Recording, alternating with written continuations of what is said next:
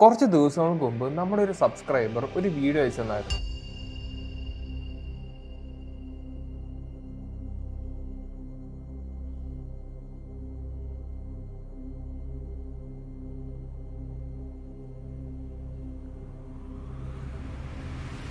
ഈ ഒരു വീഡിയോ ഞാൻ ആദ്യമായിട്ട് കാണുമ്പോൾ സത്യം പറയുകയാണെങ്കിൽ ഞാൻ സ്പീച്ച്ലെസ് ആയി പോയി.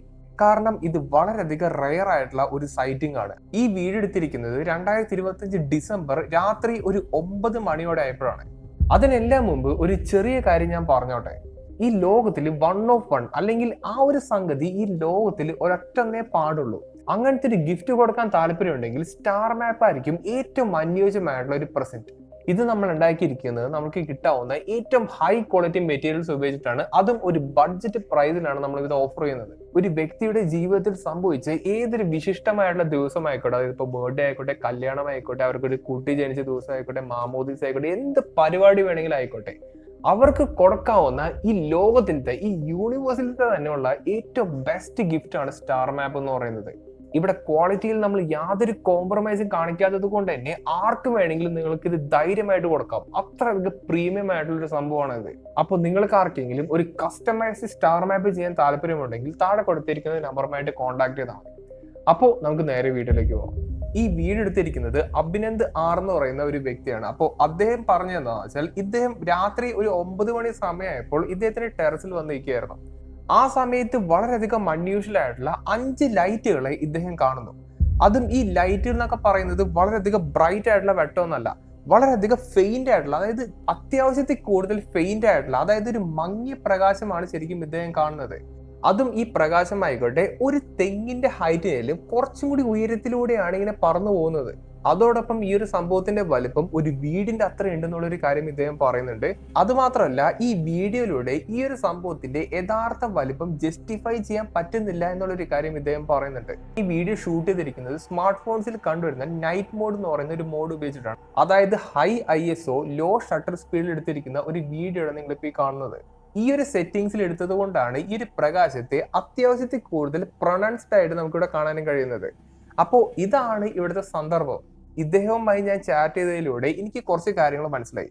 ഇദ്ദേഹം ആകാശത്ത് എന്തൊക്കെയാണ് നടക്കുന്നത് അത് അത്യാവശ്യത്തിൽ കൂടുതൽ ഒബ്സർവ് ചെയ്യുന്ന ഒരു വ്യക്തിയാണ്. നിങ്ങളിപ്പോൾ ഈ സ്ക്രീനിൽ കാണുന്നത് ഇദ്ദേഹം ക്യാപ്ചർ ചെയ്തിരിക്കുന്ന പല പല വിഷ്വൽസ് ആണ്. അതും നിങ്ങളിപ്പോൾ ഈ കാണുന്നത് ഒരു സാറ്റലൈറ്റ് മൂവ് ചെയ്യുന്നതാണ്. അങ്ങനെ പലതരത്തിലുള്ള വിഷ്വൽസ് ഇദ്ദേഹം ക്യാപ്ചർ ചെയ്യുന്നുണ്ട്. അപ്പോൾ അതിൽ നിന്ന് ഇദ്ദേഹം അത്യാവശ്യത്തിൽ കൂടുതൽ ഒരു എന്തോസിയസ്റ്റ് ആണെന്നുള്ള ഒരു കാര്യം നമുക്ക് മനസ്സിലാക്കിയെടുക്കാൻ കഴിയും. പൊതുവെ ഇത്തരത്തിലുള്ള വീഡിയോസ് ഒക്കെ കിട്ടിക്കഴിഞ്ഞാൽ നമ്മൾ ചെയ്യുന്ന പലതരത്തിലുള്ള അനാലിസിസും ഉണ്ട്. അതായത് ആദ്യത്തെ ഒരു പോസിബിലിറ്റി എന്ന് പറയുന്നത് ഇത് ചിലപ്പോൾ ഒരു വിമാനമായിരിക്കാം. രണ്ടാമത്തെ പോസിബിലിറ്റി ഇതൊരു ഡ്രോൺ ആയിരിക്കാം. അടുത്ത പോസിബിലിറ്റി നേരത്തെ പറഞ്ഞ പോലെ ഇത് ചിലപ്പോൾ ഒരു സാറ്റലൈറ്റ് ആയിരിക്കാം. നാലാമത്തെ പോസിബിലിറ്റി എന്ന് പറയുന്നത് ചിലപ്പോൾ ഒരു അറ്റ്മോസ്ഫിയറിക് ഒപ്റ്റിക്കൽ ഫിനോമിനൻ ആയിരിക്കാം. അഞ്ചാമത്തെ പോസിബിലിറ്റി എന്ന് പറയുന്നത് ഇതൊരു സ്കൈ ബീം ആയിരിക്കാം. അതായത് എന്തെങ്കിലും ഒരു ഉത്സവ പറമ്പിലോ അല്ലെങ്കിൽ എന്തെങ്കിലും ഒരു ഫെസ്റ്റിവലൊക്കെ നടക്കുമ്പോൾ ആകാശത്തേക്ക് കുറെ ലൈറ്റ് ഒക്കെ ഇങ്ങനെ അടിക്കുന്നത് കണ്ടിട്ടില്ലേ, അത് ചിലപ്പോൾ മേഘങ്ങളിലേക്ക് ഇങ്ങനെ ഫോക്കസ് ചെയ്തിട്ട് കണ്ടുവരുന്ന ഒരു ഇമേജ് ആയിരിക്കാം. അല്ലെങ്കിൽ ഇതൊരു ബലൂണോ അല്ലെങ്കിൽ എന്തെങ്കിലും ഒരു കൈറ്റ് പോലത്തെ എന്തെങ്കിലും ഒരു സംഭവം ആയിരിക്കാം, അത് പട്ടോ എന്തെങ്കിലും ആയിരിക്കാം. ഇത്രയും പോസിബിലിറ്റീസിനോടൊപ്പം വേറൊരു പോസിബിലിറ്റിയും കൂടിയുണ്ട്. ഇത് ചിലപ്പോൾ ഒരു UFO ആയിരിക്കാം. 2025 ഡിസംബർ വർക്കല എന്ന് പറയുന്ന ഒരു സ്ഥലത്ത് വെച്ചിട്ടാണ് ഈ ഒരു വീഡിയോ എടുത്തിരിക്കുന്നത്. അതും ഇദ്ദേഹം ഈ ഒരു വീഡിയോ എടുത്തിരിക്കുന്ന ഒരു എക്സാക്ട് ലൊക്കേഷൻ എനിക്ക് അയച്ചെന്നായിരുന്നു. അതുകൊണ്ട് തന്നെ കുറച്ച് കാര്യങ്ങൾ നമുക്കൊന്ന് അനലൈസ് ചെയ്ത് നോക്കാം. ഇദ്ദേഹം ഈ ഒരു വീഡിയോ എടുത്തിരിക്കുന്ന ഒരു ലൊക്കേഷനിൽ നിന്ന് 30 കിലോമീറ്റേഴ്സോളം അപ്പുറേ നേവൽ NCC യൂണിറ്റ് എന്ന് പറയുന്ന ഒരു സംഭവം ഉണ്ട്. അതൊരു ട്രെയിനിങ് സെന്റർ ആണ്. നേവൽ ഡിഫൻസ് പ്രിപ്പറേഷൻ, അങ്ങനെ പലതരത്തിലുള്ള സംഗതികൾ അവിടെയൊക്കെ നടന്നു പോകുന്നുണ്ട്. എന്നാൽ ഇദ്ദേഹത്തിന്റെ ഈ ഒരു ലൊക്കേഷനിൽ നിന്ന് 100 കിലോമീറ്റേഴ്സ് അപ്പുറയാണ് സദേൺ നേവൽ കമാൻഡ് എടുക്കുന്നത്. അത് ഒരു ഹെഡ് ക്വാർട്ടേഴ്സ് ആണ്. അങ്ങനെ ഈ ഒരു പെർട്ടിക്കുലർ സമയത്ത് എന്തെങ്കിലും രീതിയിലുള്ള ഒരു ഡ്രോൺ ആക്ടിവിറ്റിയോ അല്ലെങ്കിൽ എയർ ആക്ടിവിറ്റിയോ ഉണ്ടോ എന്നുള്ളൊരു കാര്യം ചെറുതായിട്ടൊന്ന് അന്വേഷിച്ച് നോക്കി. പക്ഷേ അങ്ങനത്തെ ഒരു സംഭവം ആ ഒരു സമയത്ത് ഉണ്ടായിരുന്നില്ല. അതുകൊണ്ട് തന്നെ ഇത് നേവൽ പരമായിട്ടുള്ള എന്തെങ്കിലും ഒരു സംഭവമാണെന്ന് നമുക്ക് കൺഫേം ചെയ്യാൻ പറ്റില്ല. അതോടൊപ്പം തന്നെ വേറൊരു കാര്യം എന്താ വെച്ചാൽ, ഇത് വളരെയധികം സൈലന്റ് ആയിട്ടാണ് ആകാശത്തൂടെ പോകുന്നത്. അതായത് ആരെങ്കിലും മുകളിലേക്ക് നോക്കിയാൽ മാത്രമാണ് അങ്ങനത്തെ ഒരു സംഭവം പോകുന്നത് ആൾക്കാർക്ക് കാണാൻ പറ്റുള്ളൂ. പിൻ ഡ്രോപ്പ് സൈലൻസ് ആയിരുന്നു എന്നാണ് ഇദ്ദേഹം പറയുന്നത്. അതോടൊപ്പം തന്നെ ഈ ഒരു സംഭവം അത്യാവശ്യത്തിൽ കൂടുതൽ വേഗതയിലൂടെയാണ് ഇങ്ങനെ ക്രൂസ് ചെയ്ത് പോയത് എന്നുള്ളൊരു കാര്യം ഇദ്ദേഹം പറയുന്നുണ്ട്. ഇനി അടുത്ത ഓപ്ഷൻ എന്ന് പറയുന്നത് എന്തെങ്കിലും ഒരു ഡ്രോൺ ബേസ്ഡ് ആയിട്ടുള്ള ഇവന്റ്സോ അങ്ങനെ എന്തെങ്കിലുമൊക്കെ നടന്നിട്ടുണ്ടാവുമോ എന്ന് അന്വേഷിക്കലാണ്. അങ്ങനെ നോക്കിയപ്പോഴാണ് കാലിക്കറ്റ് NIT വെച്ചിട്ട് ഇതേപോലുള്ള ഒരു ഡ്രോൺ ഫെസ്റ്റ് പോലത്തെ ഒരു സംഭവം നടന്നതായിരുന്നു. പക്ഷേ അത് 3 മാസങ്ങൾക്ക് മുന്നെയാണ്. അപ്പോൾ അതല്ല. പിന്നെ ഇദ്ദേഹത്തിന്റെ ലൊക്കേഷൻ ഇത് 48 കിലോമീറ്റേഴ്സ് അപ്പുറേ കോളേജ് ഓഫ് എഞ്ചിനീയറിംഗ് അടൂർ എന്ന് പറയുന്ന ഒരു സ്ഥലമുണ്ട്.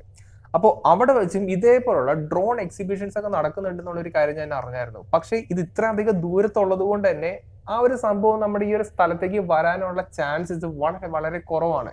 പിന്നെ വരുന്നത് ഏകദേശം ഒരു 270 കിലോമീറ്ററോളം അപ്പുറം ബേപ്പൂർ എന്ന് പറഞ്ഞ സ്ഥലത്ത് ചേർന്ന ഒരു ഡ്രോൺ ഇവന്റ് ആണ്. പക്ഷെ ഇതൊന്നും ഒരിക്കലും പോസിബിൾ അല്ല. ഇതൊക്കെ ഒരുപാടധികം ദൂരത്തെടുക്കുന്ന സംഭവങ്ങളാണ്. ഇതിലൂടെ ഇതൊരു ഡ്രോൺ അല്ലെന്നും ഇതൊരു എയർക്രാഫ്റ്റ് അല്ല എന്നുള്ള ഒരു കാര്യം നമുക്ക് ഏകദേശം കൺഫേം ചെയ്യാൻ പറ്റും. ഇനി അടുത്ത ഓപ്ഷൻ എന്ന് പറയുന്നത് ഇതൊരു സാറ്റലൈറ്റ് ആയിക്കൂടെ. സീരിയസ്ലി ഞാൻ ഈ ഒരു വീഡിയോയുടെ സ്ക്രീൻഷോട്ട് ജെമിനൈയിൽ ഇട്ട് കൊടുത്തപ്പോൾ ജെമിനൈ പറയുന്നത് ഇത് സ്പേസ് എക്സിന്റെ സാറ്റലൈറ്റ് ആയിരിക്കും എന്നുള്ളതാണ്. അപ്പോൾ പിന്നെ ഞാൻ അതിന്റെ പുറകെ പോയി. അങ്ങനെ പോയപ്പോഴാണ് അതേ മാസം 2025 ഡിസംബർ 9 സ്പേസ് എക്സിന്റെ NROL-77 എന്ന് പറയുന്ന ഒരു മിഷൻ അയച്ചായിരുന്നു എന്നുള്ള ഒരു കാര്യം ഞാൻ അറിയുന്നത്. ഇത് ഒരു ടോപ്പ് സീക്രട്ട് മിഷൻ ആണെന്നുണ്ടെങ്കിലും ഈ റോക്കറ്റ് അതിന്റെ ഫൈനൽ ഓർബിറ്റൽ ഇൻസേർഷനിലേക്ക് പോകുന്ന ഒരു സമയത്ത് ഈ റോക്കറ്റിന്റെ അകത്ത് കണ്ടുവരുന്ന ഒരുപാടധികം എക്സസ് ഫ്യൂൽ, അതായത് അധികം വരുന്ന ഇന്ധനമെല്ലാം ഇങ്ങനെ പുറത്തേക്ക് വിട്ടുകളയുന്ന ഒരു സംഗതി അവിടെ സംഭവിക്കുന്നുണ്ട്.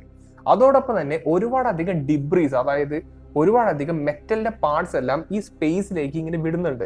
അങ്ങനെ സ്പേസിലേക്ക് വിടുന്ന ഇത്തരം മെറ്റൽ പാർട്സ് എല്ലാം അത്യാവശ്യത്തേക്കുള്ള റിഫ്ലക്റ്റീവ് ആയതുകൊണ്ട് തന്നെ ഈ സൂര്യപ്രകാശം ഈ മെറ്റൽ പാർട്സിൽ വന്ന് ഇടിക്കുകയും ഈ റിഫ്ലക്ഷൻ വന്ന് പതിക്കുന്നത് സ്പേസിൽ നിന്ന് മേഘത്തിന്റെ മുകൾ ഭാഗത്തേക്കാണ്. അതായത് താഴെ നിന്ന് നോക്കുമ്പോൾ ചിലപ്പോൾ നമുക്ക് ഒരു ബ്രൈറ്റ് ആയിട്ടുള്ള ലൈറ്റ് ആയിട്ട് കാണാൻ പറ്റും. ഒട്ടുമിക്ക സമയത്തും ഇത്തരം സംഭവങ്ങളെ കാണുമ്പോൾ അതൊരു UFO ആണെന്ന് ഒരുപാടധികം ആൾക്കാർ തെറ്റിദ്ധരിക്കാറുണ്ട്. പക്ഷെ അവിടെ ഒരു കുഴപ്പമുണ്ട്. ഞാനിപ്പോ ഈ പറഞ്ഞ ഒരു പ്രതിഭാസമില്ലേ, അത് സംഭവിക്കുമ്പോൾ അത്യാവശ്യം ബ്രൈറ്റ് ആയിട്ടുള്ള ഒരു പ്രകാശമാണ് നമുക്ക് കാണാൻ കഴിയുന്നത്. പക്ഷെ ഇദ്ദേഹത്തിന്റെ ഡിസ്ക്രിപ്ഷനിലൂടെ പറയുന്നത് ഇത് ഒട്ടും തന്നെ ബ്രൈറ്റ് അല്ല എന്നുള്ളതാണ്. അതായത് ഒരുമാതിരി ട്രാൻസ്ലൂസന്റ് ആയിട്ടുള്ള ഒരു ലൈറ്റ് പോലെയാണ് ശരിക്കും ഇദ്ദേഹം കാണുന്നത്. പിന്നെ വേറൊരു കാര്യം കൂടിയുണ്ട്. നിങ്ങൾ ഈ വീഡിയോ ഒന്ന് ശ്രദ്ധിച്ചു നോക്കുക.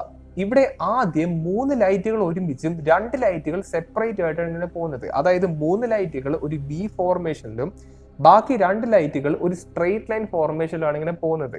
പിന്നെ ഈ വീഡിയോ കുറച്ച് മുന്നോട്ടേക്ക് പോകുമ്പോൾ ആദ്യത്തെ ആ ഒരു 3 ലൈറ്റുകൾ അത് 2 ലൈറ്റ് ആയിട്ട് മാറുന്നു. പിന്നീട് ബാക്കിയുള്ള 3 ലൈറ്റുകൾ ആയിക്കോട്ടെ നേരെ V ഫോർമേഷനിലേക്ക് ഇങ്ങനെ വരുന്നു.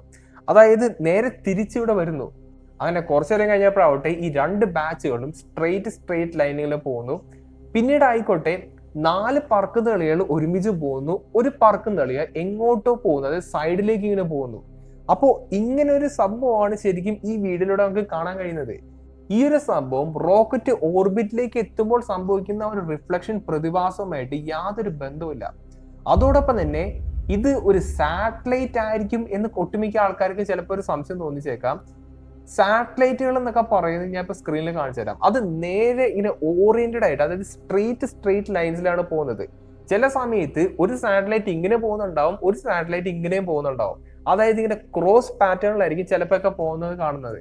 പക്ഷെ നമ്മളിപ്പോ ഈ വീഡിയോയിൽ കാണുന്ന രീതിയിലുള്ള പോക്കൊന്നും ഒരു സാറ്റലൈറ്റും പോവില്ല. അതുകൊണ്ട് തന്നെ ഇതൊരു സാറ്റലൈറ്റ് അല്ല എന്നുള്ളൊരു കാര്യം ഉറപ്പാണ്.